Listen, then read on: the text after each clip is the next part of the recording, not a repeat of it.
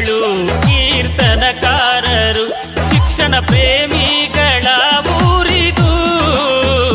ರಾಜಕೀಯದಲ್ಲಿ ಸಾಧನೆ ತೋರಿದ ನಾಯಕರ ನೀಡಿದ ಗ್ರಾಮ. ಸಂಗೀತ ಸಂಸ್ಕೃತಿ ಸಮತೆಯ ತೊಟ್ಟಿಲು ಸಹಕಾರ ಕ್ಷೇತ್ರದ ಹೆಬ್ಬಾಗಿಲು. ಚಂದ ನಮ್ಮ ಊರ ಶುದ್ಧ ಮುತ್ತಿನ ಹಾರ ಗ್ರಾಮ ದೇವತೆಯರ ನೆಲೆ ಬೀಡಿದು.